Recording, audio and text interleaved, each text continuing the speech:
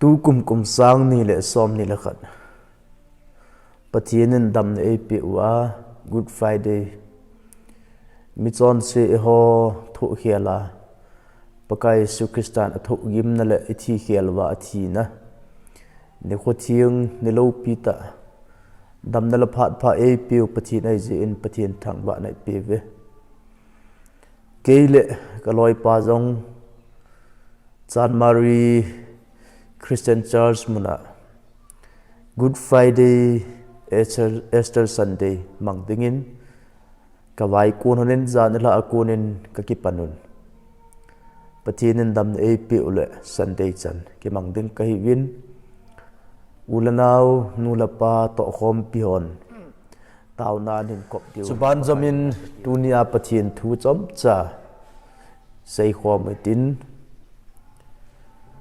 Isaiah som nga le thum chang ni na ama chu ama sanga ham don bangin ahung don do in tul go a adon mom do bangin ahung mom do e hon ivit num ding win gung hoile mel hoi jong apupu Isai som thum le thum chang som la sagi gamlin ta khat sunga leng khat lopi ta awai hom namu kite te di hi pathin thu isim da pathin phat the e bo pu han lang pakai su krista hi wan nuya ahunga chun ta samit vena idei divin mel hoile gung hoile mel hoin ahung pui tin sai som ngale thum chang ni in sein pakai su krista wan nuile si na ahung dan hi anaveleu hen Jesu Christa van nuile si na ahung pin ding chun pin na ding nu la pa ki hol thu hi a pin na ding anu ki holin Miriam nau busunga pakai su Christa hung pengin leiset chunga mi him peng zo se koi ma cha pin na ding nu la pa ki hol thu a pon pathian ipin na ding inu ipa gon tu sa nu la pa akuna ki ping chi hi pathian chapa huing pu Jesu Christa wang leiset chung ahung pin dinga chun apin na ding anu apa aki hol thu ne anina ahung pin zowa api na pat melma herot ji a anu apa to galjam hin khu anamangun he thumna vai chata le gen thei ta in hichi wa noili si na Jesu ahung umin Jerusalem ho ina chi ajong chun tu lom ding ananei pun kai dong hon kai ahung don lai vin jong pi ding anei lo ji in Jesun seijui pitel chunga mana solin ngakam sunga kunin petelin sum ahin lado in hichi chu kai apel honeti chu Bible imu win Jesu le sit na len lain sum anani khapun nang la ke wang sum bein khapu win kanei pu iti ting long le yasakha ba som khat som ni be inei te ju na hi Jesu wang nang la ke house na ding ama vai chata in le sit na hong leng in hi lina van mun zo se jong ma sim hin le set jong ma sim hin tui khang lin jong ma sim hin asim sa hichi van noi le se na hungin ai wangin hichi van noi le se na Jesun mun an nei pun hi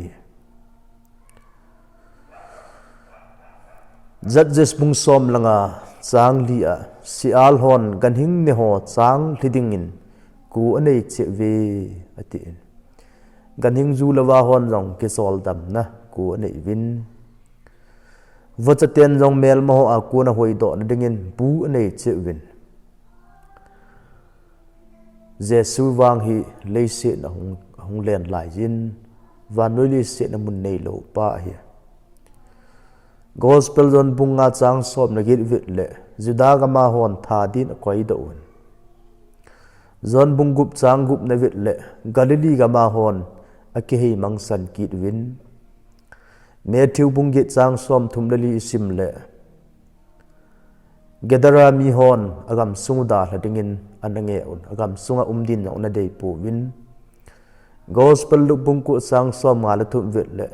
Samaria mi hon zan khat agi di yong na phal pu win Iti chun Jesus Christian leise na len lain mun anei pun Iti chun ning not le thet bol le na umin mi ho dei mo la pam payin ana umin Ami te juda te jengin jong kyon kaisal tailo lengdang kanei pu ve Kopi kul pam lang kai don lang hian be untin pilat le tu la anaki phinuwin Iti chun achai nan Leisit chunga jong mun anei pun je chun Jesu van noya hunga amun nei sun chu leilawan ki ka across chunga anaki khai sa ngin hi Hichi hi Jesu Christian nang le ke ngai lu je in van noya thet bol nau min vai cha ni ki si min mu sit ta in nang le ke ngai lu je in hichi leisit na ahungin hi Dunia hi pakai Yesu Kristan ngai lu nai I chanam ti hi Pasalon ng hil chin the hi pun evangelison ng kahil chin the yo hi pun Pathinin nang ngai lu na het chet ta numa hele wa choi le sim pan o kalagaw na lat pan nat je ke man kahil chin the pui Chin lang pasal ho ka dong iti pun evangelist ho ka dong iti pun Sin lang Calvary lang ipakai ka dong ta na tin he Tuni hin pathinin ichana na ngai lut ham ichana na lungsit ham Pathinin ichana na chu ham ti na he cheta ta no ma hele Lagaw lama lung mit ha pumin mit sing pumin Tuni ni khu Good Friday ni khu hin na na muna Na room sunga ay law le mun kitup lai khan alu nin lang Pakai ang sunga dil sun lang pakai Nei ngai lu ni ichana nei lung set ham ti hi Nang dinga thu pa nang dinga thisan tam ta senga na hlat pa na thi khela thi pa Pakai Yesu Krista ama ta hidong le chun Pakai Yesu ka ngai lu na hi chat hi tin nan hil chen tan te Hichi pathian mi ngai lu na le Pakai Yesu Kristan na ngai lu na hi na het chet ta tiang le Thil dang zo si sang na ngai lu pen Jesu hin tin Sumla pai sang ama ngai lu tan na tin Leisit nei le ko ho sang ama ngai lu tan na tin Na una naw na supi na sangam zo si sanga ama ngai lu tan na tin Pathian na pi na in khulung tiaya ama ako na nawa mangkit talo de hi Je chun tu ni hi Good Friday ni hu hin Koi machan pathian ngai lu na kahil chen zo pu ve je chun I naw mun che in pakai Nei ngai lu ni I chanham nei lung set na hi I chanham ti hi lat pa Calvary a lung min agal dot pumin ama hi nga tawutin Pakai Yesu Krista ngai lu na alut je lo pida ne ama ta ina do wa muchin dingin pathin thu isei do ho angai azazo se adingin pathinin phathe ei bo pi taw hen Amen